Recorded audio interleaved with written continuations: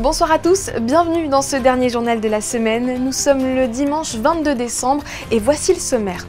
L'association catholique Foi Action Rayonnement, connue sous l'acronyme phare, fête ses 40 ans. Nous reviendrons sur les célébrations qui avaient lieu hier en présence du prince Albert II et de sœur Marie-Simon-Pierre. Miraculée de la maladie de Parkinson, elle sera en duplex avec nous pour nous raconter son incroyable histoire. Dans un reportage, nous vous ferons découvrir les tendances jouées de l'année 2024 à J-3 de Noël, pratique pour celles et ceux qui cherchent un cadeau de dernière minute. Toujours dans ce même thème des fêtes de fin d'année, nous mettrons un coup de projecteur sur les élèves du lycée Albert Ier qui ont présenté leur Christmas Show. Nous parlerons de l'opération Les Roues de Noël qui avait lieu sur la place du Casino avec un défilé de supercars. Et puis nous vous dévoilerons le menu gourmand concocté par les équipes du Café de Paris. On l'évoquait hier avec sa présidente, l'association religieuse phare fête ses 40 ans. En plus d'une kermesse organisée dans l'après-midi de samedi, la journée de célébration s'est poursuivie par une messe à laquelle le prince souverain a assisté en l'église Saint-Nicolas. L'organisation Foi Action Rayonnement, on le rappelle, a été créée pour faire découvrir et vivre les valeurs de la vie chrétienne aux enfants, mais aussi aux adultes. Pour cet anniversaire, l'association a pu compter sur une autre invitée de marque, sœur Marie-Simon-Pierre, que vous venez d'apercevoir sur les images. Souvenez-vous, son nom a fait le tour du monde suite à sa guérison soudaine de la maladie de Parkinson. Une guérison intervenue à la suite du décès de Jean-Paul II et qui a été reconnue par le pape Benoît XVI officiellement comme un miracle. Cet événement a mené à la béatification du pape Jean-Paul II qui est depuis inscrit sur la liste officielle des saints. Bonsoir, sœur Marie-Simon-Pierre. Bonsoir, sœur Marie-Simon-Pierre. Bonsoir. Vous êtes en principauté pour soutenir l'association phare.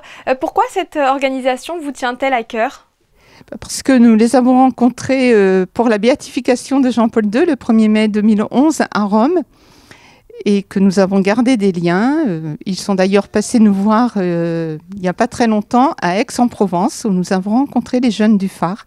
Je le disais en introduction, vous avez été projeté sur le devant de la scène médiatique suite à une guérison miraculeuse. Pouvez-vous nous raconter la genèse de cet épisode ? En fait, j'étais atteinte d'une maladie de Parkinson, maladie qui a été diagnostiquée le 29 juin 2001. Et puis, à la mort du pape Jean-Paul II, le pape Benoît XVI a donné l'autorisation de demander des grâces par son intercession. C'était le 13 mai 2005. Et à partir de ce moment-là, les petites sœurs de toutes les communautés, nous avons des communautés en France et au Sénégal, ont prié par l'intercession de Jean-Paul II pour demander ma guérison de la maladie de Parkinson. Et j'ai été guérie 2 mois, jour pour jour, après la mort de Jean-Paul II. J'ai été guérie dans la nuit du 2 au 3 juin 2005. Par le seul fait de la prière de toutes mes petites sœurs. Comment vous vous êtes rendu compte que vous étiez guérie ? Parce que vous étiez malade depuis des années, à un stade avancé, oui, je crois. Tout à fait. J'étais malade, je ne pouvais plus... J'avais des difficultés à me bouger, à me mouvoir. Je ne pouvais plus écrire, je ne pouvais plus conduire. Il y avait surtout la douleur qui était importante. La maladie était surtout latéralisée du côté gauche et je suis gauchère. J'avais également beaucoup d'insomnie, je ne dormais quasiment plus la nuit et mon travail était devenu impossible. Et puis, dans la nuit, le lendemain matin, comment vous vous êtes rendu compte ? Alors, le 2 juin après-midi, j'étais complètement épuisée, je n'en pouvais plus et je suis allée trouver sœur Marie-Thomas, qui était ma supérieure, pour lui demander de cesser toute activité parce que je travaillais encore un petit peu grâce à l'informatique. À ce moment-là, elle m'a dit « Toutes les petites sœurs prient pour toi pour demander ta guérison ». Et elle m'a tendu un stylo, elle m'a demandé d'écrire le nom de Jean-Paul II. Et comme je ne pouvais plus écrire, je savais que ce serait difficile à faire. Et au bout de 3 fois, avec hésitation, j'ai pris le stylo pour écrire. Et j'ai écrit le nom de Jean-Paul II, mais hélas, c'était une écriture qui était complètement illisible. Et devant cette écriture si abîmée, on est resté un long moment en silence et en prière devant cette écriture abîmée. Comme j'étais très lente pour me déplacer, je suis rentrée dans ma chambre pour me coucher, il était entre 21h30 et 21h45. Et je vous rappelle que Jean-Paul II est décédé le 2 avril 2005 à 21h37. Donc je rentre entre 21h30 et 21h45 et là j'ai envie d'écrire. Alors que dans l'après-midi, je refusais d'écrire. Et donc avec peine, je cherche un stylo puisque je n'écrivais plus. Et je prends un petit signet, une petite image où j'écris une parole de Dieu. Et là, je m'aperçois que l'écriture est quasiment normale. Je retrouve une écriture. Et là, je me réveille à 4h30 du matin, donc j'ai dormi. Et là, je me lève d'un bond. Je n'ai plus aucune douleur, aucune raideur, une souplesse dans tout mon corps. Et surtout, je sens en moi une grande joie et une grande paix. Je sens que je rayonne. Et donc, c'est 4h30 du matin. À 6h du matin, je vais retrouver mes sœurs à la chapelle, puisqu'à 6h, nous avons un temps d'oraison suivi de la messe ensuite. Et pour aller de notre maison de communauté à notre chapelle, j'avais environ 50 à 70 mètres à parcourir. Et là, je m'aperçois que ce côté gauche qui était complètement mort à cause de la maladie, qui était paralysé, inerte, je suis gauchère en plus, et je m'aperçois qu'au moment de la marche, je retrouve le balancement du bras à la marche et toujours une souplesse dans tout mon corps. Et encore aujourd'hui, vous n'avez plus aucun symptôme? Non, plus rien. Ça fera bientôt 20 ans que je suis guérie. Cela fera 20 ans le 2 juin 2025. Et qu'ont dit les médecins qui vous suivaient? Je suis arrivée chez le médecin, ça faisait 5 jours que j'avais arrêté tous mes médicaments. Et lorsqu'il m'a vu arriver de la manière dont je me suis déplacée, dont j'ai marché, dont je me suis assise dans son bureau, lorsqu'il m'a vu, il m'a dit « Mais qu'est-ce que vous avez fait pour être dans cet état? Vous avez doublé vos doses de dopamine. » Et j'ai dit « Non, docteur, j'ai tout arrêté. » Il m'a examiné, la consultation était très longue. Et à la fin de la consultation, il m'a dit « Écoutez, je suis désolée, je ne retrouve aucun signe. » Et bien sûr, je lui ai dit « Ne soyez pas désolée. » Et lorsqu'il a vu Sœur Marie-Thomas, il lui a dit « Écoutez, je suis complètement éberluée, estomaquée, je ne comprends rien du tout, je ne retrouve aucun signe. » Et par la suite, le pape Benoît XVI a reconnu officiellement ce miracle? Oui, il a reconnu officiellement ce miracle le 14 janvier 2011. Et a décidé que Jean-Paul II serait béatifié. Qu'est-ce que cela signifie? Qu'on le reconnaissait comme bienheureux, qu'on pouvait continuer à le prier pour obtenir des grâces. Après, il fallait un deuxième miracle pour que Jean-Paul II puisse être canonisé. Et il y a eu un deuxième miracle qui a eu lieu le 1er mai 2011 au Costa Rica. C'est Floribert qui a été guérie aussi subitement d'une rupture d'anévrisme. Est-ce que vous vous attendiez à ce que votre histoire mène à un tel événement? Ah non, pas du tout.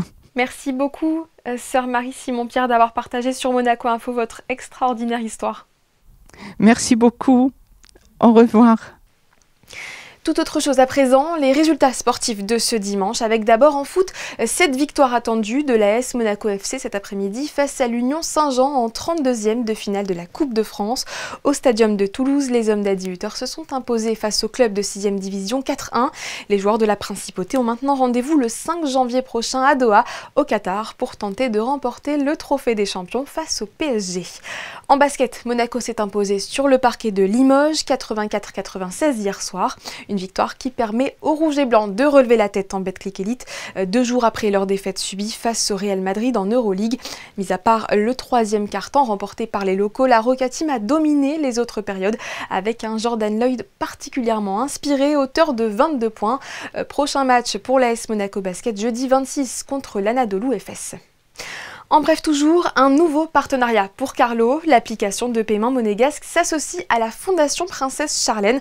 Ainsi, désormais, les utilisateurs de Carlo auront l'opportunité de soutenir les initiatives de la Fondation qui lutte contre la noyade en effectuant un don directement via la fonctionnalité de paiement de la plateforme. Noël approche à grands pas et pour celles et ceux qui n'auraient toujours pas effectué leurs achats, voici les jouets tendance à placer au pied du sapin. Le sujet est signé Gaëtan Lebrun et Hugo Comaza. Chaque année, les tendances changent en fonction de l'actualité des films et des animations sortis durant les mois qui précèdent Noël.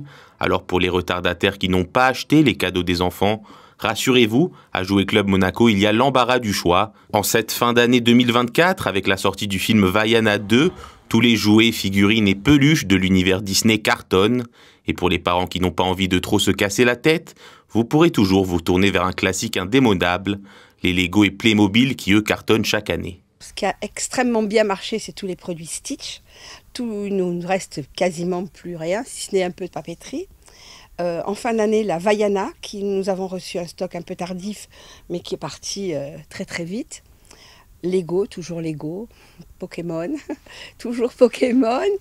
Et beaucoup les animaux interactifs. Encore, chaque année à Noël, on vend beaucoup d'animaux interactifs. Les Tamagotchi aussi, tout ce qui est électronique se vend très bien chez nous. Mais majoritairement, c'est quand même Lego la meilleure vente du magasin. Pour les parents d'enfants en bas âge, vous trouverez aussi chaussures à votre pied, avec toute une panoplie de jouets éducatifs qui auront l'avantage d'occuper votre enfant après les fêtes, tout en développant leur sens. C'est le cas de Carla qui vient d'Italie chercher ses cadeaux ici, à Jouet Club Monaco, justement pour leur large choix de jeux interactifs pour les nouveau-nés. Today I'm looking for a puzzle, big puzzle, for my girls because I'm mom of twins girls. And I want something, something that can stimulate the mind of my girls and something that interact them. And for sure, colorful because color is so important in our lives. That's why I like my girls to know small pieces, different colors to enjoy and to play. And for sure, music. We have some musician girls and babies who likes very much to dance, to listen to music, so I like this kind of toys. Pour les ultimes retardataires, Jouet Club Monaco restera ouvert jusqu'au 24 décembre à 16h. Direction le lycée Albert Ier qui, pour son spectacle de Noël, a souhaité mettre les femmes d'Amérique à l'honneur. Après le succès de la première édition, la section internationale a présenté jeudi dernier son deuxième Christmas Show. L'objectif, mettre en valeur l'établissement et renforcer les liens entre les élèves. Émilie Flamin et Marie-Ève Béé ont participé aux répétitions. No, no, no, no, no, no, no. Durant toute une soirée, 72 lycéens ont joué la comédie dans le spectacle Once Upon a Time in America. À travers de multiples scénettes, ils ont retracé l'histoire des femmes en Amérique depuis les années 40 en utilisant chacun leur talent. Et chaque année, le cru change selon les élèves, leur envie d'être sur scène ou pas et leur talent. Donc, cette année, nous avons la chance d'avoir beaucoup de danseurs talentueux. Beaucoup de musiciens, des élèves qui sont très à l'aise sur scène pour jouer aussi. Et nous avons pu écrire le spectacle pour la partie qui concerne les élèves de seconde entièrement, en fait, en reprenant des grands classiques du cinéma américain et de la musique américaine. This year, our show is named Once Upon a Time in America. Un moment récréatif, mais aussi à valeur éducative. On a repris en fait des textes qui existent et des textes qui sont dans notre cursus d'anglais. Donc un tramway nommé Désir et le Servante écarlate. C'est très pédagogique parce qu'on a étudié ces textes quand même, on les connaît bien, notamment au niveau thématique, stylistique, etc. Mais c'est aussi très très sympa de pouvoir le jouer vraiment en direct, notamment pour les pièces de théâtre. J'imagine que mes camarades qui font Tramway nommé Désir, ils s'amusent beaucoup parce qu'ils vont vraiment vivre le texte qu'ils ont déjà étudié, donc c'est effectivement très ludique aussi. I got an acquaintance that works in this sort of merchandise. I love in here to make an appraisal of all this. I'm willing to bet you there's thousands of dollars invested in this stuff here. Un spectacle qui est aussi très important pour la cohésion des élèves. Je trouve que c'est vraiment cool de pouvoir faire ça en groupe. Vraiment, on fait toute la section BFI du lycée et je trouve que ça nous rend encore plus une communauté. Vraiment, ouais, ça nous unit et surtout là, on fait les secondes, premières et terminales. Du coup, on est vraiment tous ensemble et ouais, on travaille ensemble et c'est vraiment cool. Un beau moment pour annoncer le début des vacances et les fêtes de fin d'année.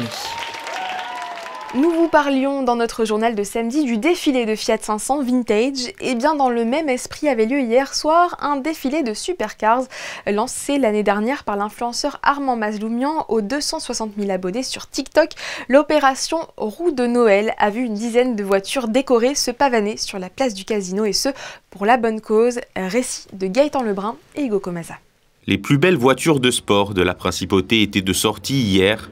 À l'initiative de l'influenceur Armand Mazloumian, une dizaine de bienfaiteurs ont défilé dans les rues de Monaco avec leurs voitures floquées Fondation Princesse Grace.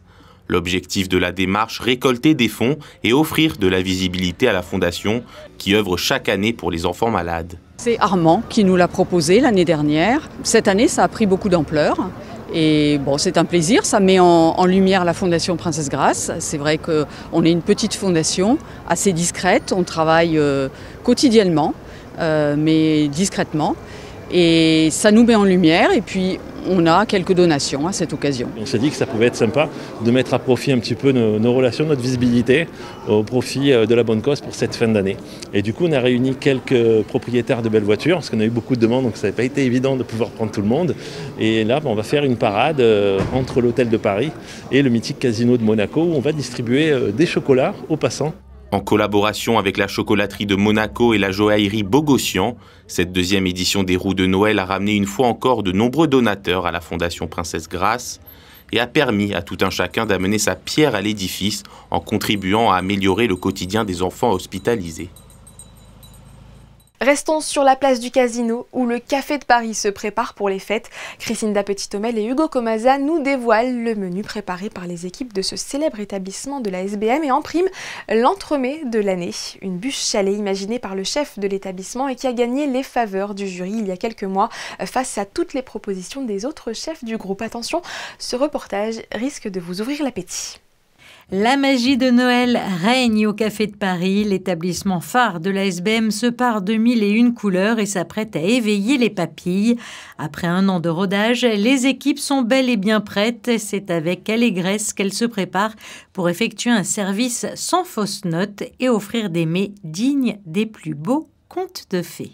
On se prépare avec beaucoup d'enthousiasme, c'est notre deuxième fête de Noël parce que l'année dernière on venait à peine d'ouvrir, donc cette année on a beaucoup plus de recul, on commence à vraiment avoir pris en main nos locaux, les équipes sont bien installées, donc du coup cette année on les prépare très sereinement, on est content, il y a beaucoup de monde, il y a une jolie affluence, on a une belle météo, donc nos menus sont en train de se construire, nos plats sont en train de se finir, les préparations commencent et puis c'est l'esprit de fête au Café de Paris, donc non, ça génère beaucoup de bonne humeur. Pour l'occasion, des menus festifs seront donc proposés à la clientèle. Figurera la fameuse bûche de Noël, dessert gagnant du dernier concours d'entremets festifs de la SBM qui s'était tenu au mois d'octobre dernier au Monte Carlo One. En dessert donc, le petit chalet du jeune pâtissier Maxime Rerouidge. Il y a un concours chaque année qui est organisé au sein de la SBM. Où tous les pâtissiers du groupe, chefs pâtissiers et leurs équipes participent pour élaborer un entremets sur le thème festif, donc sur la bûche de Noël. Et cette année, c'est le Café de Paris qui a gagné, avec un de nos jeunes de l'équipe qui a gagné le concours. Donc du coup, cet entremets sera proposé à nos clients pour le menu du 24 au soir, à la dégustation. Ce qui séduit, c'est la saisonnalité des produits utilisés dedans. Il y avait des contraintes sur le concours, il fallait s'en tenir à des produits éco-responsables, avoir une certaine...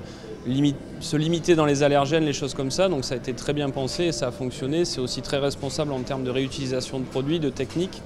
Et puis il y a de la gourmandise, il y a un joli visuel avec un petit jeu de présentation qui se rapporte avec nos décorations magnifiques qu'on a sur la place du Casino, donc c'est un peu tout ça qui séduit.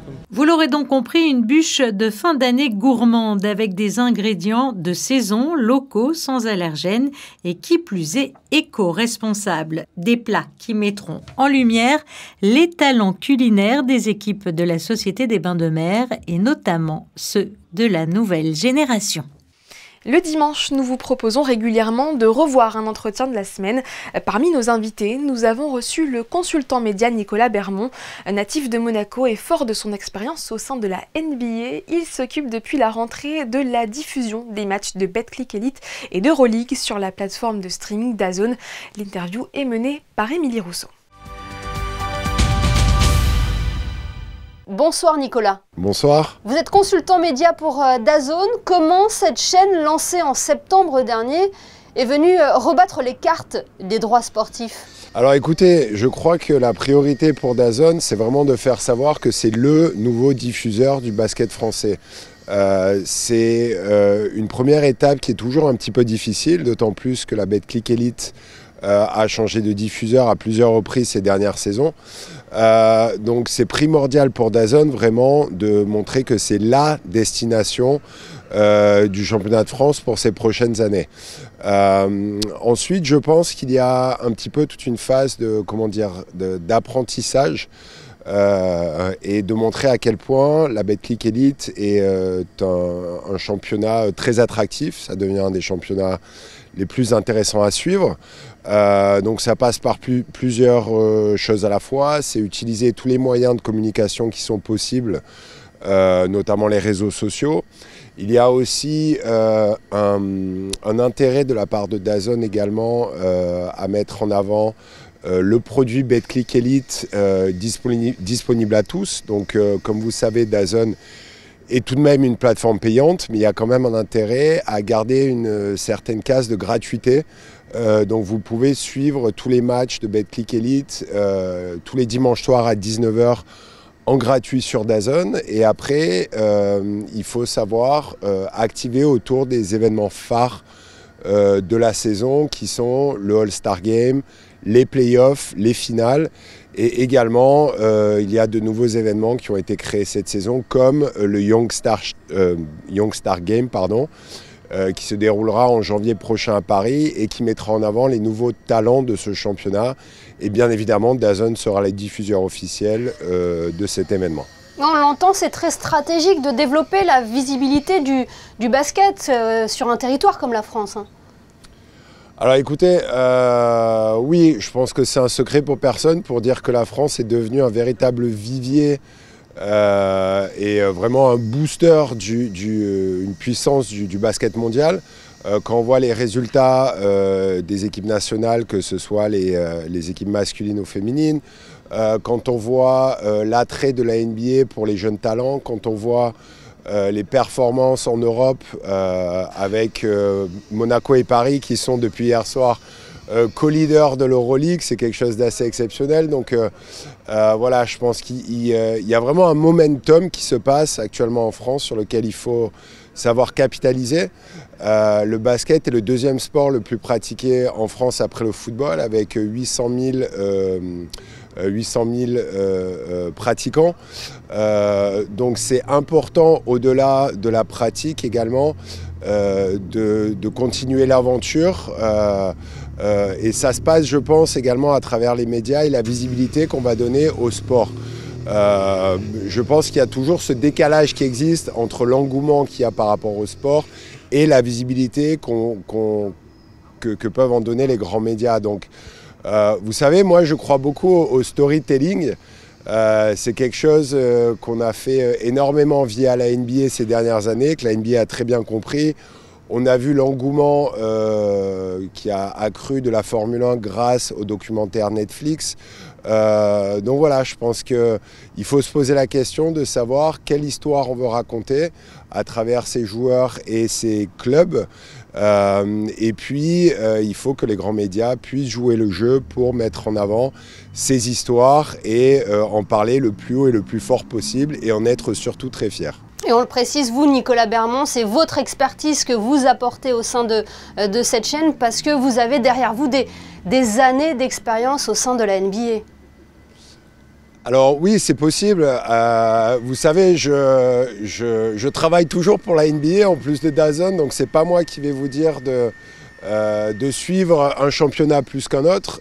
Je pense pas qu'on doive parler de cannibalisation, mais plus, comme j'ai dit tout à l'heure, de complémentarité. Donc il y a du bon et du moins bon avec la NBA, mais je pense que ça reste une ligue tellement puissante et tellement importante qu'il faut quand même savoir regarder outre-Atlantique et pouvoir prendre ce qu'il y a de bon là-bas pour le rapporter chez nous.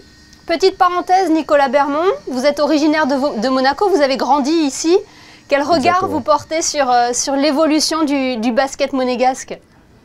Ah bah vous savez, ça fait plaisir. Moi, quand j'ai grandi dans les années 90, il me semble qu'on était en National 3 ou National 4. Je me souviens qu'on allait shooter à la mi-temps sur le terrain avec tous les autres jeunes. Donc, encore hier soir, quand j'étais au match, voir une salle remplie, voir l'engouement, en plus du football qui a toujours eu historiquement des bons résultats, mais maintenant voir le basket au même niveau, je pense que c'est quelque chose d'assez exceptionnel. Et moi, en tant que fan, je me réjouis de voir ces bons résultats de la Roca Team, qui est, comme on l'a dit tout à l'heure, ce matin, premier d'Euroleague après 16 matchs. Donc c'est vraiment quelque chose d'exceptionnel.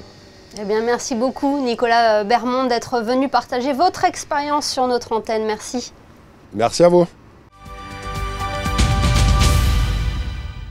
Le soleil va-t-il nous accompagner en ce début de semaine? Réponse tout de suite avec Gaëtan Lebrun, bonsoir. Bonsoir Sarah, bonsoir à tous. Oui, nous allons finir l'année 2024 sous le soleil. Aucun nuage n'est à prévoir pour les 10 prochains jours. L'occasion idéale de passer de belles fêtes en famille.